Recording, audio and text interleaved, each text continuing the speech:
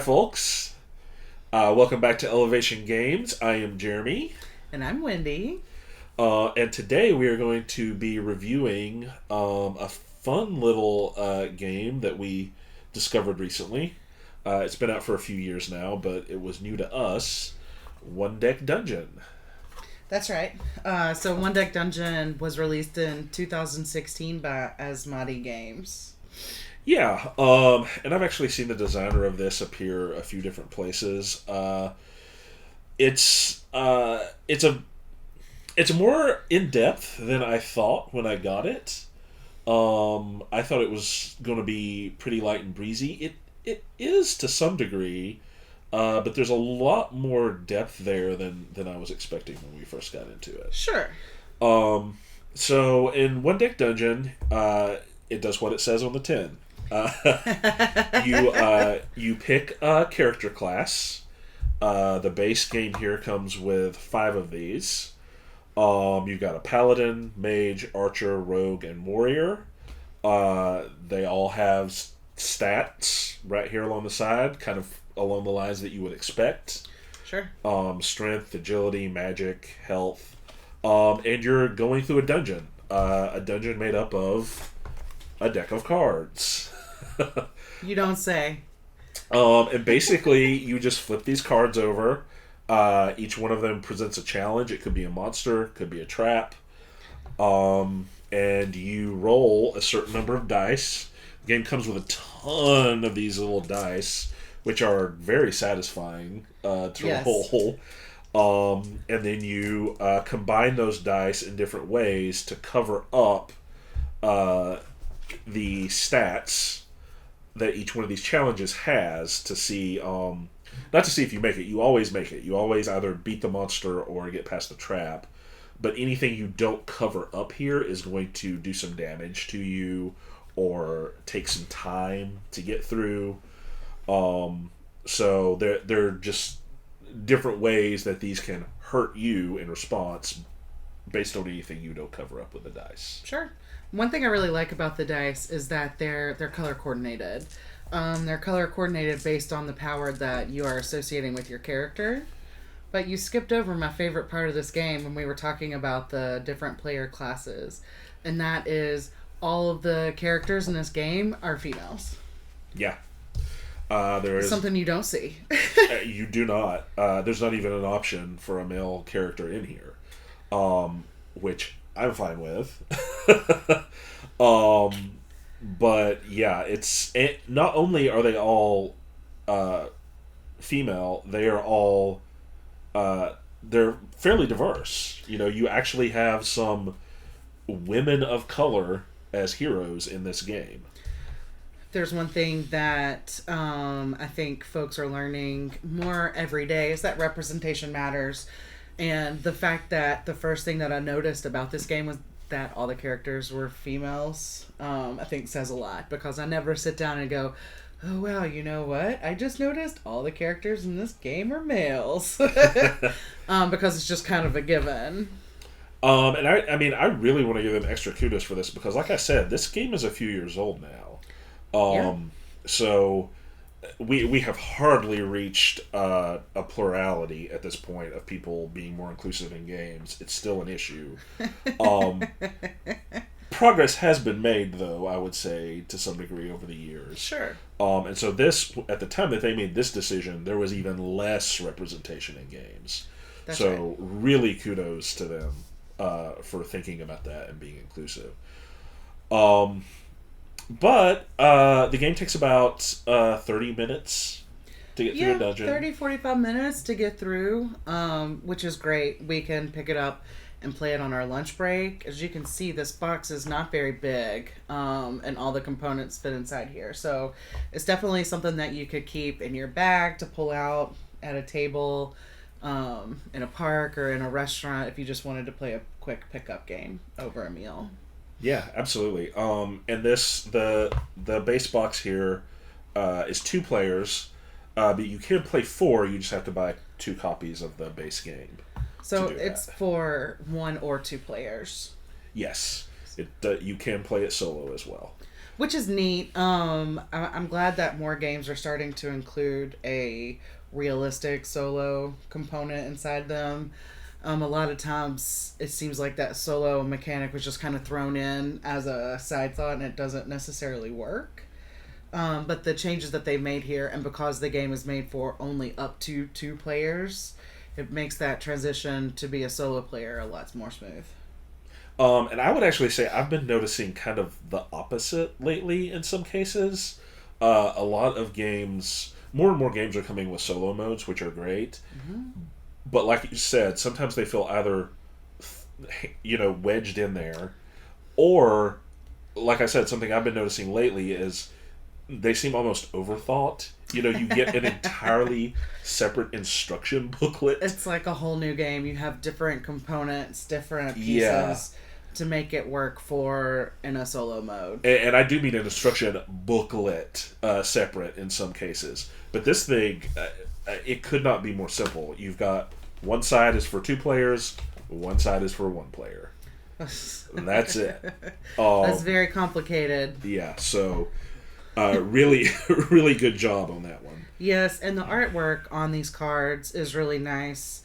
There are just like illustrations of the monsters or the challenges and of the players that you're playing, and they seem simple when you're just looking at them, but there's a lot of like just little small details in there, and the colors are really rich, which I love. Yeah, and because I'm me, I of course have to talk about this. It's a really solid graphic design case as well. Most of these symbols make sense. You grok them pretty quickly, and you don't spend a lot of time looking at these. Trying to think, okay, what does this thing mean? What does this thing mean? They're really intuitive. It makes sense fairly quickly. Yes, and it comes with a player reference for you so that you can keep up with the iconography, with the turn orders. But I found the first time that we played this game, I didn't even have to refer back to that after the first couple rounds because it all just clicks in. It's fairly obvious and easy to play through, which is delightful. Simply delightful. You want to talk about your favorite component? Sure. So my favorite component in this game is the hearts that they give you to mark your HP.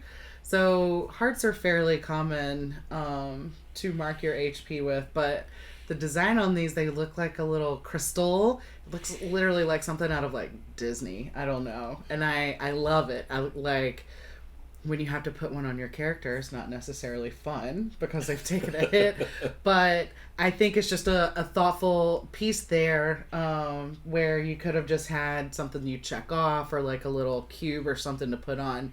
These little hearts, I think, are just very, very, very cute and very nice. And very economically done as well. I think this cost $20 when we purchased it at our local game store. Well worth the value. Yeah. And that was at our local game shop. That's not an Amazon price. That's yes. a supporting a local business price, which is usually a little bit higher.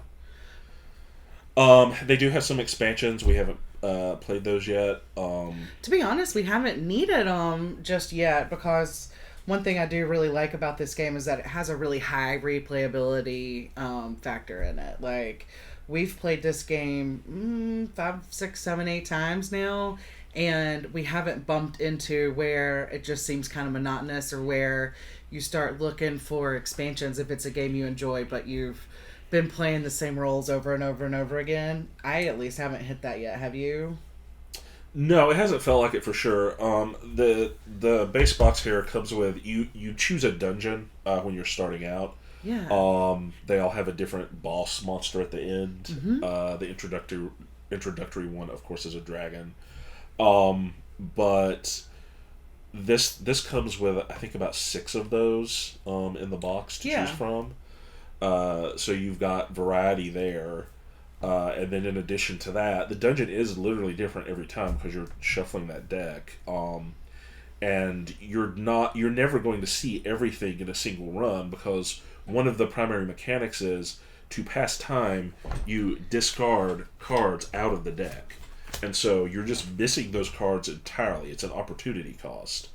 And it's a really neat, intuitive design, but it also ensures that on any given run through the dungeon, you're only going to see maybe a fourth or a fifth of the entire deck when you do that.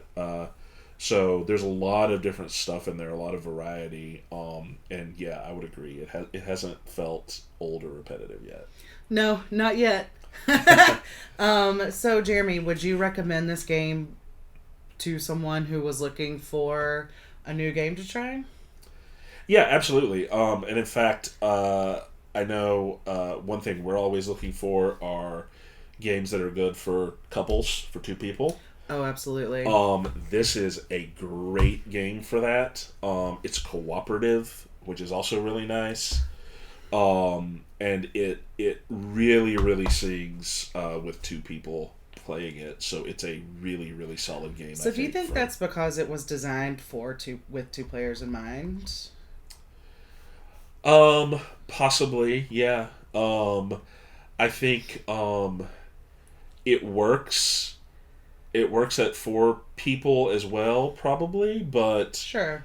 That's going to slow things down a little bit more.